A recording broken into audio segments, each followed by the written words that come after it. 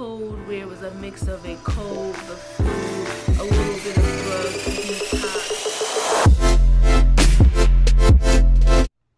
What's up, guys, and welcome back to the channel. As always, if you're new, I want to say go ahead, hit that subscribe button as well as the notification bell so you can get alerts when a new video of mine has been posted. And if you're returning to this crazy journey, I just want to say welcome back to the channel. So we have quite a few things to talk about in this video. Number one, I want to apologize for not being able to get a video up last week. I had this new age cold where it was a mix of a cold, the flu, a little bit of drug detox. I'm just not 100% sure what I was experiencing. Second thing is I celebrated my 25th birthday, so my adult papers are officially filed, ink is officially dry, and I am a part of the late 20s club. So yeah, that is everything that has happened. So let's just get straight into this video. So as you can see by the title of this video, I have officially donated all of my baby clothes stash. Now I'm not sure if you guys remember I made a few videos, I think it was like 2 videos about my massive baby hoarding that I was doing, and I am no longer a part of that club. I have given pretty much everything away with the exception of books.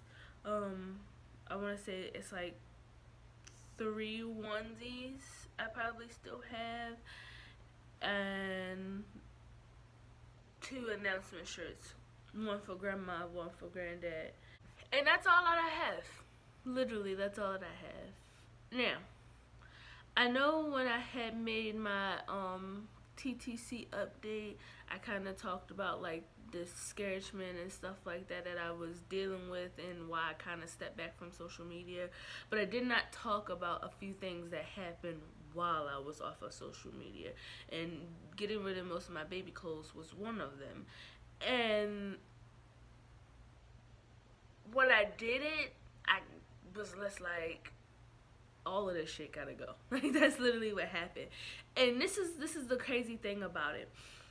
One night I was asleep, and in my dream I just kept hearing somebody talk to me, and they just kept saying to me, you gotta let go in order to get where you want to go. And I'm like, who the hell is talking to me? I'm trying to catch catch some sneeze, get ready for this stressful ass job that I work. And it just, for a week straight, somebody in my dream just kept popping up. And it would be a different face, but they would say the same thing. And it would be like, you just gotta let go to get where you're going. You just gotta let go to get where you're going. And then I'm like, what in the world are they talking about? And so then one day I was just cleaning out my closet, going through stuff, and I found my tote that had like all of my baby clothes, and I pulled it out and I looked at it and I said, I gotta let this go. So I dumped it on my bed one day, and my husband was getting ready for work, because y'all know he worked overnight, and he was just like, what are you doing? You don't want to have kids no more? You don't want to be pregnant no more? Why you get rid of your stuff? What's going on? What's going on? And I'm like, babe, chill. You're going like 60 miles per hour. Listen, in my dream, somebody, and I'm going to chalk it up to God, keep telling me that I got to get rid of this stuff. And he was just like, well, I don't understand, but okay. So I let him go through what he wanted to keep, because even though he won't admit it, the collection that we have is a mixture of stuff that he's attached to and I'm attached to. He won't say it, but it's the truth. And so I let him keep. He kept like a couple little onesies that was like, daddy's girl, I love daddy, you know, me and daddy smile all the time, you know, stuff like that. He kept that. And yeah, I got rid of anything that was 6 to 12 months. And I texted around, and I found somebody to give this stuff to. It was this girl that worked at my old store. she had been struggling a little bit, so I figured she would be the best person to. Threw all of it in the trash bag. I mean, it was a nice size trash bag. Threw all of it in there. Showed up to the store the next day. Gave it to her, and I want to say a couple days later, she called me. Thank you so much. I really needed that. We barely had enough money to get Pampers and blah blah blah. So having these clothes was gonna really help out a lot. And I like really felt a little tear start to slide down, because I was just like, here I am holding on to this stuff, and I could have been a blessing to somebody else. And luckily I ended up being a blessing to somebody else, so that was great. So then I had a couple things. I threw my tote back in there. I'm like, all right, God, I didn't let go. I let go of what I needed to let go. And then I started to experience depression, like really really heavily. And it made me just not want to like try at all for a baby at all. And in the middle of me going through depression, me and my husband started to talk more, because at this point we don't got social media, so we don't got no choice but to talk to each other. And as we were talking to each other, we were talking about something that we rarely think about, talk about, whisper about, and it's the fact that we in 2015 experienced a miscarriage. And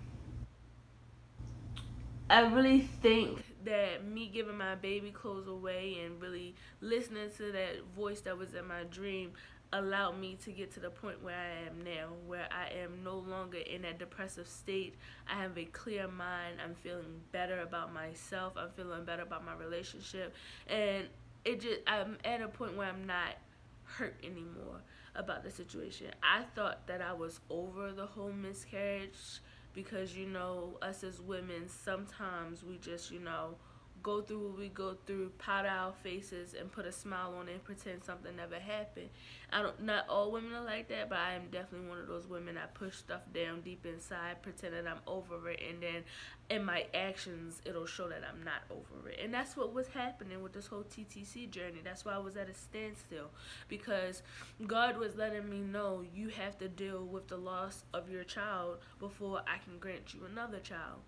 And I wasn't ready to hear that until that moment in time. And I just been listening and listening and listening. So me and my husband talked about it, the whole miscarriage. And if y'all want to hear a more detailed video about the whole miscarriage situation, because child, it is a story. It's full of tears. It's full of laughter. It's just it would not be a crazy journey known as Tori's story if it wasn't crazy. But yeah, it was crazy. So if y'all want to hear that story, thumbs this video up or comment down below so that I can know. But yeah, in talking to my husband, we really came to the conclusion of a lot of things. Number one, we kind of fell off when we got more serious about trying to conceive. We kind of fell off sexually with each other. I thought it was just from him being tired from working 2 jobs and stuff like that. But in the midst of our conversation, it came out that he was silently suffering at my hands. And I never realized how hurt he was about our miscarriage, that he never talked to me about, because he was trying to protect my feelings. And in a sense, to protect my feelings, he was also trying to protect his feelings by taking away the sexual aspect of our relationship. Of course, we're human and we're in a marriage, so we did have sex, as frequent as we were before we really decided to get serious about TTCing. That's the best way to explain it. So yeah, we talked about that. We cleared the air. I also talked to my sister about it, because my mom, I love this lady to death, but she's at a place in her life where she's just like, okay, I want grandkids. She had us at a young age, so now that we're 25 and 23 and getting married and getting in relationships and basically becoming full-fledged adults, she's going through that empty nester syndrome. And so the topic of grandkids comes up a lot. Literally, I can sneeze wrong and she like, oh girl, you pregnant, go get you a test. I could be like, ooh, I ate, my stomach hurt. Oh girl, that's because you got babies in there, go get you a test. Like literally, this is the conversation. And if she's not telling me to go get a test, she's asking me when she's going to have grand. Tries to get her tries to set her up to have kids, and my sister's like, I definitely can't feed myself, so how am I going to feed a kid? And so my sister has been the one to really support me emotionally with this, and really kind of stand up to my mom when I can't speak for myself, and tell her or express to her how much it hurts my feelings that she constantly asks me about grandkids.